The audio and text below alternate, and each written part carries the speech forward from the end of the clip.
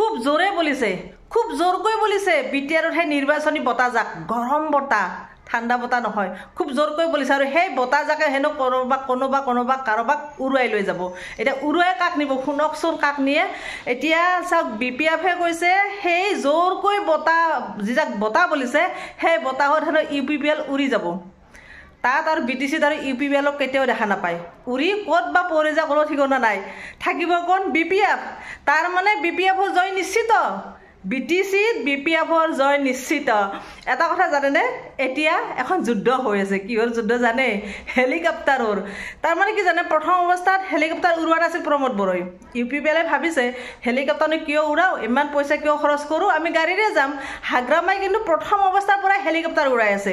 যদিকে হাগ্ৰামাই হেলিকপ্টাৰ উৰাই আছে, তেতিয়া UPPLে কৈছে, মানে প্ৰমোদ বড়োই কৈছে, তেখেতে হেলিকপ্টাৰ উৰাইছে, উৰাই থাকক, আমি হ'লো মাটিৰ মানুহ, আমি গাড়ীৰে যাম।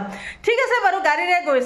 কিন্তু এতিয়া তেওঁ চিন্তা কৰিছে, যদি আমি গাড়ীৰে গৈ থাকোঁ, এনেকৈ মিটিংবোৰ কৰি থাকোঁ, আমি সৰু মানুহ বুলি হয়তো জনসাধাৰণে আমাক ভোট নিদিব, BTCৰ জনতাই আমাক ভোট নিদিব, আমি হাৰাটো খাটাং। তেওঁ ভাবি লৈছে যে হাৰাটো খাটাং মানে চিয়ৰ। আৰু সেইকাৰণে এতিয়া চিন্তা চৰ্চা কৰি তেওঁ এতিয়া হেলিকপ্টাৰ উৰাইছে হেলিকপ্টাৰ উৰাইছে।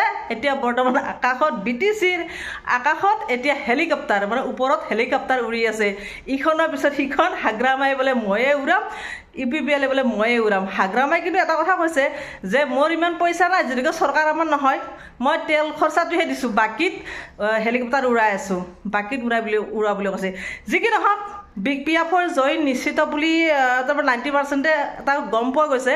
মানুহৰ যিটো সমাগম দেখিছোঁ, জনতাৰ যিটো সমাগম, জনতাৰ যিটো আগ্ৰহ, কাৰণ UPPLে 5 বছৰ ৰাজত্ব কৰিলে, তাৰে আগত 17 বছৰ কিন্তু BPFে কৰিছে। 17 বছৰ পিছত যদিকে গম পালে যে এটা পৰিৱৰ্তন লাগে, পৰিৱৰ্তন আনিলে UPPLক, কিন্তু UPPL 5 বছৰতে আমুৱাই গ'ল। জনসাধাৰণে বিচৰা ধৰণে UPPLৰ পৰা বস্তুখিনি নাপালে, বা যেনেকুৱা ধৰণে আশা কৰিছিল সেই আশাটো পূৰণ নহ'ল। পূৰণ নোহোৱাৰ কাৰণে এতিয়া তেওঁলোকে ডিচিশ্যন লৈছে যে আমাক আকৌ আগৰ সেই শান্তিময় BPFে লাগে।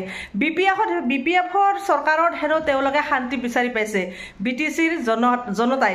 কিন্তু UPPLৰ চৰকাৰৰ দিনত তেওঁলোকে শান্তি বিচাৰি পোৱা নাই, আৰু প্ৰতিশ্ৰুতিবোৰো তেওঁলোকে পোৱা নাই, যিবিলাক প্ৰতিশ্ৰুতি দিছিল। কাৰণ UPPLে প্ৰতিশ্ৰুতিহে দিব পাৰে, তাৰ বাহিৰে কাম কৰিব নোৱাৰে। এনেকুৱা ধৰণৰ মন্তব্য শুনিছোঁ আমি জনসাধাৰণৰ পৰা, কিছুমান মিটিঙত দেখি আছোঁ। গতিকে যি কি নহওক, এতিয়া BPFে কৈছে UPPLে যে চন্দন আৰু খাম্পাক দিছে, কিয় বা দিছে নাজানো, তেওঁলোকে ইলেকশ্যন খেলি লাভহে নাই, এনেও হাৰিব। কাৰণ UPPLে মোক সহায় কৰিব, UPPLে ভিতৰে কাম কৰি আছে, UPPLৰ মানুহে তেওঁলোকক ভোট নিদিয়ে। BPFটো আছোৱে, কিন্তু UPPLৰ মানুহে খাম্পা আৰু চন্দনক বোলে ভোট নিদিয়ে। আৰু UPPLৰ মানুহ, যিখিনি মানুহ যায় মিটিংবিলাকত, ৰেলীবিলাকত, তেওঁলোকে হাগ্ৰামাক দেখিলে এনেকৈ মানে ফ্লাইং কিছ দিয়ে, মানে লাভ দিয়ে, আৰু এনেকৈ দেখাই দিয়ে, এনেকৈ এইটো চিম্বল কি, সেই চিম্বলটো মানে মৰমৰ, মানে BPFক ভাল পায়। খাতিৰত গৈছে বহুতে UPPLক।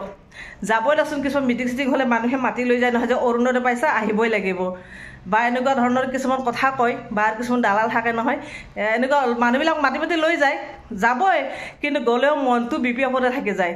সেইকাৰণে BPF যেতিয়া যাব কাষেৰে, হাগ্ৰামা যেতিয়া যাব UPPLৰ মাজেৰে বা কাষেৰে, তেতিয়া UPPLৰ মানুহখিনি দেখিলে এনেকৈ দিয়ে লাভ, আৰু বোলে এনেকৈ দিয়ে, এই চিম্বলটো দেখাই দিয়ে। এতিয়া সেইকাৰণে BPF বা হাগ্ৰামাই মানে চিয়ৰ হৈ পৰিছে যে জিকাটো খাটাং, কাৰণ UPPLতে আমাৰ মানুহ সোমাই আছে, কিন্তু আমাৰ লগত আছে। আকৌ UPPLত যদি আমাৰ মানুহ সোমাই আছে, জিকাটো খাটাং। সেইকাৰণে কৈছে যে BPF 1 নম্বৰত, 2 নম্বৰত হেনো কংগ্ৰেছ আছে, মানে 3-4 নম্বৰতহে UPPL আছে। আজি শুনা মতে UG ব্ৰহ্মই কি কৈছে জানেনে, BPF আছে ঠিকে 1 নম্বৰতে মানি লৈছোঁ, কিন্তু তলৰ পৰা 1 নম্বৰ। এটা কথা কওকচোন, তলৰ পৰা 1 নম্বৰটো আৰু কেতিয়াবা 1 নম্বৰ হিচাপে ধৰে নেকি? UG ব্ৰহ্মই যে কৈছে যে BPF আছে তলৰ পৰা 1 নম্বৰত, তলৰ পৰা 1 নম্বৰটো সেইটো লাষ্ট নম্বৰ বুলি কয়, সেইটো 1 নম্বৰ বুলি নকয়, সেইটো 1 নম্বৰ বুলি কেতিয়াবা কোনোবাই ধৰে নেকি? নধৰে। কিন্তু আজি তেওঁলোকে যে গম পাইছে যে হাৰাটো খাটাং, চিয়ৰ হৈ পৰিছে, সেইকাৰণে তেওঁলোকে লাজে ভয়ে ডাইৰেক্ট নেগলিজেঞ্চি কৰি কথা ক'ব নোৱাৰি পিনে সেই কথাৰ কৈছে যে শেষৰ পৰা তলৰ পৰা 1 নম্বৰত, তেনেকৈ ক'বই দেচোন নিজৰ দলটো বচাবলৈ আৰু কিবা কিবি কথা ক'বই, সন্মানৰ কথা আছে হয় নাই। বাৰু যি কি নহওক, এতিয়া BPFৰ জয়ে জয়, আমি মিটিংবিলাক দেখি আছোঁ, গান ওলাইছে কেইবাটাও, জয়ে জয় আৰু জয় নিশ্চিত হ'ব গৈ আছে। আৰু যিটোকে BTCৰ মানুহখিনি বড়ো মানুহ একদম চিধা চাধা, একদম মানে ঠাণ্ডা, বিৰাটে ভাল, একদম মানে তাতে তেৰা বেৰা তেওঁলোকে ভাল নাপায়, সহ্য নকৰে। আৰু UPPLে কি দিলে 5 বছৰ, BPFৰ 17 বছৰত কি পালে তেওঁলোকে গম পাইছে, দেখিছে, জানিছে, সেয়েহে তেওঁলোকে আকৌ BPFতে যোগদান কৰিব বিচাৰিছে, BPFকে আনিব বিচাৰিছে।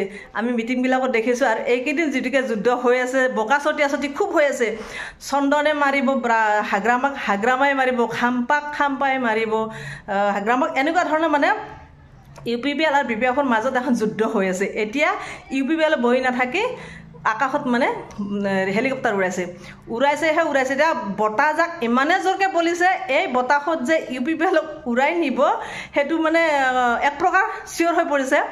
UPPL হয়তো উৰাই গৈ ক'ত পাৰে নাজানো, হাগ্ৰামাই থাকিব যেন লাগিছে তাত মানে BTC। এতিয়া হাগ্ৰামা চৰকাৰ হোৱাটো মানে 99% খাটাং হৈ পৰিছে।